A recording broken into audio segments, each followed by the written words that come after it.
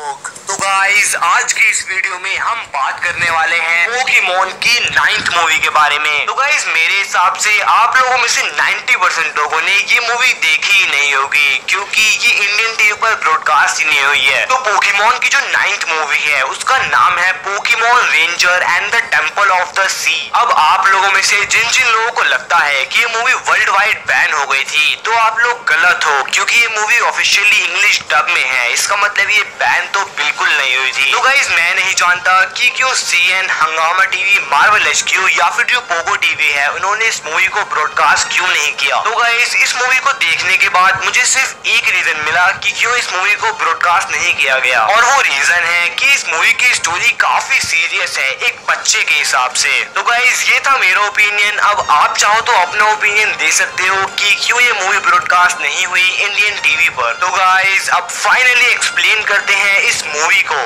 तो गाइस अगर आपको इस वीडियो में थोड़ा सा भी इंटरेस्ट है तो इस वीडियो को स्टार्टिंग से लेकर एंड तक जरूर देखना। तो गाइस शायद से अब बहुत देर हो चुकी है, अब इस वीडियो को स्टार्ट करते हैं।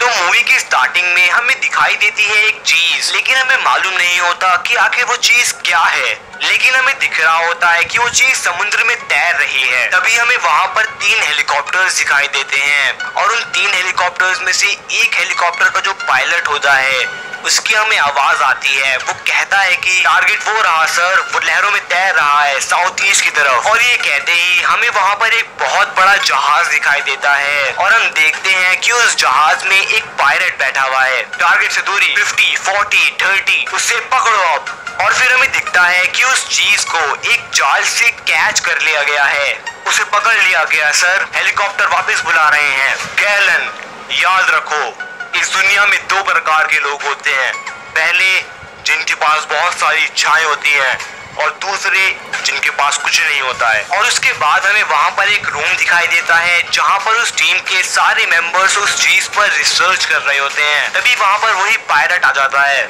शायद ये मेरी इच्छाओं को पूरा कर दे, मेरे लिए रुको, मेरे सीख रहा हूँ। तभी वहाँ पर एक इंसान उस चीज को उठा लेता है। तुम्हें ये चाहिए अपनी घटिया इच्छाओं को पूरा करने के लिए, भूल जाओ। और उसके बाद वो इंसान उस रूम से भाग जाता है, और सभी जो गैंग मेंबर्स होते हैं वो उसे कैच करने में लग जाते हैं। धोखेबाज रोको उसे। एक्सक्यूज मी, मैं कोई धोखेबाज नहीं हूँ, मैं बस तुम्हारी तरफ नहीं था। और फिर हम देखते हैं कि वो इंसान कहीं जा रहा होता है। हेलो हेडक्वार्टर्स, ये जैक वॉकर है। हेलो जैकी, तुम लेट हो। और फिर हम देखते हैं कि जैकी उस चीज को एक बैग में रख देता है, और इसी सीन में हमें मालूम होता है कि वो चीज एक एग है, एक पोकेमॉन का एग। देखो मैं इस ट्रिप पर फंस चुका हूँ, तो क्या तुम कहने के लिए कुछ अच्छा नहीं सोच सकते? जैसे ही हमारा काम खत्म हो जाएगा, यहाँ पर बहुत सारा काम है, तुम्हारे लिए काफी है। मैं फेलियर शब्द का मतलब नहीं जानता, तुम नहीं जानते तो क्या तुम मेरी डिसीजन लेना चाहोगे? No thanks. और जब ये बातें हो रही होती हैं तब वहाँ पर टीम के गैंग मेंबर्स आ जाते हैं, लेकिन जो जैकी होता है वो उन सबको हराकर शिप की टॉप पर चला जाता है। ये रहा वो, मुझे बस वो तुम्हारे हाथ से छीनना है। हार मान लो, हार मान लो। मुझे तो इस लाइन का मतलब ही नहीं पता। रियली? तो मैं तुम्हें अपनी डिक्शनरी दूंगा। और उसके बाद जैकी ऊपर चला जाता है, ऊपर यानी शिप की इस वाली जगह पर। और फिर हम देखते हैं कि समुद्र में एक मैनटाइन तैर रही होती है, और उस मैनटाइन को देखकर जैकी एक डिवाइस निकालता है और कहता है कैप्चरिंग ऑन, और वो मैनटाइन कैप्चर हो जाती है, और उस मैनटाइन के सहारे जैकी उस शिप से भाग जाता है, एक पोकेमॉन रेंजर। तो गाइस अब ये मूवी स्टार्ट होती है, यानी कि आगे हमारे हीरोज दिखाई देंगे। तो आगे हमें दिखाई देते हैं हमारे हीरोज, जो कि हमेशा की तरह ब्रॉक के नक्शे कदम पर चलने के कारण अपना रास्ता भटक चुके हैं। मुझे बहुत प्यास लगी है, कोई मुझे पानी दो। ओके बस सारा मत पी जाना, ठीक है? मैक्स मैंने कहा था ना सारा मत पीना, लेकिन वो खाली था, तुम जानती हो। और इसी बीच हमारे हीरोज को दिखता है वाटर, और वो बहुत प्यासे होते हैं, इसलिए वो जल्दी से जाते हैं उस वाटर की तरफ। और वहाँ पर हमें दिखाई देती है एक लड़की। हेलो, क्या हमें पानी मिल सकता है? ठीक है। और फिर हमारे हीरोज उस गर्ल को अपना नाम बताते हैं, और उसके बाद ब्रॉक कहता है तुम मरीना अंडर वाटर शो में हो ना, तुम्हारा नाम एलिजाबेथ है, तुम उस शो की जान हो। सही कहा, मैंने तुम्हारे सारे शोज देखे हैं। और उसके बाद हमारे हीरोज और एलिजाबेथ की फैमिली मेंबर्स के बीच थोड़ी सी बातें होती हैं, और उन बातों के बाद फाइनली ऐश और उसके दोस्त पानी पी लेते हैं और फिर हमें दिखाई देता है वही एग। लेकिन जैसे ही वो हमें दिखाई देता है वैसे ही एक अंकल उसे ढक देते हैं। वैसे आप लोग उस शो में क्या करते हो, तुम देखना चाहोगे? और उसके बाद ऐश और उसके दोस्त उस शो को देखते हैं और उसे बहुत एंजॉय भी करते हैं। लेकिन तभी जो बीजल होता है वो उस एग को वैन से बाहर ले आता है और वो एग जब गिरने ही वाला होता है तब वहाँ पर मे आ जाती है और उस एग को कैच कर लेती है। लेकिन तभी एक जोकर आ जाता है और उस एग को जाकर एलिजाबेथ को दे देता है। लेकिन इसी बीच टीम रॉकेट उस एग को देख लेती है। तभी जेम्स को याद आता है कि उसने इस चीज को कहीं तो देखा है, तो वो एक मैगजीन में उस चीज को ढूंढ रहा होता है। तभी उसको दिखाई देता है कि एक फैंटम नाम का पायरेट उस एग के पीछे पड़ा है और फैंटम उन्हें पैसे भी दे सकता है अगर उन्होंने उसे वो चीज दे दी तो टीम रॉकेट फैंटम को फोन करती है ये बताने के लिए कि उन्हें वो एग मिल गया है। और फिर हमें दिखाया जाता है कि रात हो चुकी है और जो बीजल है वो उस एग को खोल देता है और चांद को देखकर वो एग चमकने लगता है और उसकी रोशनी सीधा मे के चेहरे पर आती है। तभी मे एक सपना देखती है जहाँ पर वो एक महल के पास तैर रही होती है।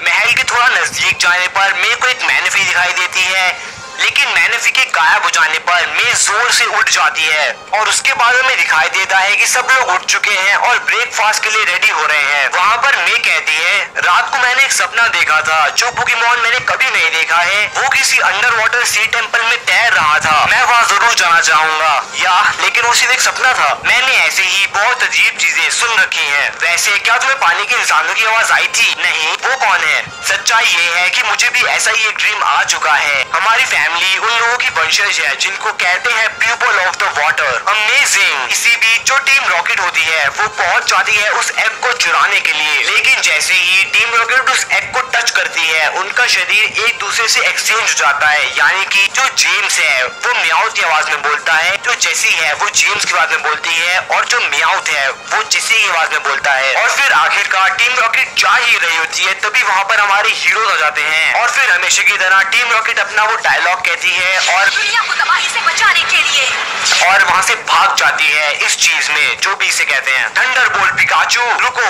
उनके पास कुछ बहुत जरूरी है, उसे नुकसान पहुंच सकता है। राइट। उसके बाद जो जोकर होता है यानी कि जैकी, इतनी जल्दी भूल गए? अरे वही जिसकी डिक्शनरी में बहुत सारे शब्द गायब है। और फिर वो अपने कैप्चर स्टाइलर से एक फियरो को कैच कर लेता है। फियरो और जो पिकाचू है वो साथ मिलकर टीम रॉकेट को हरा देते हैं और एग फिर से एलिजाबेथ के पास हो जाता है और उसके बाद सब जान जाते हैं कि ये बंदा एक पोकेमॉन रेंजर है। मैं एक मिशन पर हूँ और उसमें एलिजाबेथ की फैमिली मेरी मदद कर रही है। ये एग उस पोकेमॉन का है जिसको कहते हैं मैनिफी।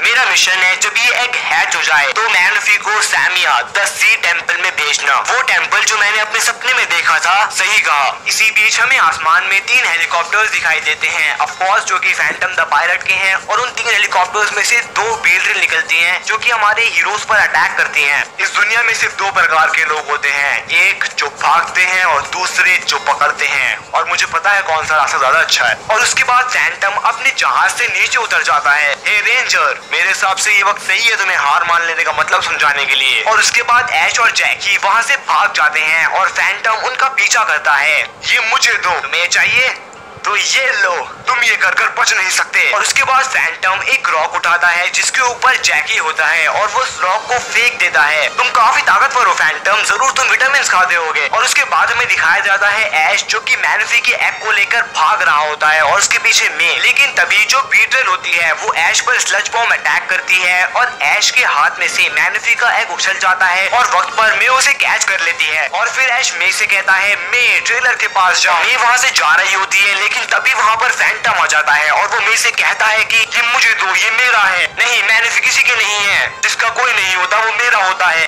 और फिर फैंटम मे से वो एग छीनने लगता है। इसी बीच वो एग झटके से बाहर निकल जाता है। वो तो वक्त पर उसे मे पकड़ लेती है और तभी उस एग में से लाल रोशनी निकलती है और वो एग मैनिफी में तब्दील हो जाता है। यानी कि वो एग हैच हो जाता है और उस एग में से मैनिफी निकलती है। बाहर आते ही मैनिफी रोने लगती है और मे उसे चुप कराने लगती है। तभी एक आवाज आती है, सब लोग ठीक है, यहाँ आ जाओ। और फिर हमारे हीरोज वैन में चले जाते हैं। ये देखकर फैंटम भी उनका पीछा करता है, लेकिन जैकी उसे रोक देता है और वैन में चला जाता है। वैन में मैनफी अभी भी रो रही होती है। तभी हम देखते हैं 3 हेलीकॉप्टर्स को जो कि वैन पर बहुत तगड़ा हमला करने वाले होते हैं। तो गाइस क्या होगा इसके आगे ये पता चलेगा इसके नेक्स्ट पार्ट में। गाइस चलो नेक्स्ट पार्ट के थोड़े से स्पॉयलर्स देखते हैं। आगे जाकर मैनफी खो जाएगी और कुछ ऐसा होगा जिससे ऐश की हालत ऐसी हो जाएगी। तो क्या होगा ऐश का? क्या सब लोग मैनफी को ढूंढ पाएंगे? क्या फैंटम द पायलट को सी ग्राउंड मिल जाएगा? और ये वैन पर कौन सा तगड़ा हमला होने वाला है ये पता चलेगा इसके अगले पार्ट में। रुको, इस वीडियो का अगला पार्ट तभी आएगा जब इस वीडियो पर एटलीस्ट 2000 लाइक हो जाएंगी। तो यार मैं भी देखना चाहता हूँ कि आप लोगों को ये वीडियो कैसी लगी। अगर अच्छी लगी तो लाइक करो, एम रखते हैं 2000 लाइक का। अगर बहुत ज्यादा अच्छी लगी है तो भाई कमेंट करो। अगर बहुत से भी ज्यादा अच्छी लगी है तो सब्सक्राइब करना ना भूलना पोकी फीवर चैनल को। तो गाइस हम मिलते हैं बहुत जल्द ऐसे ही इंटरेस्टिंग टॉपिक के साथ। तो तब तक के लिए bye and thanks for watching पोकी फीवर।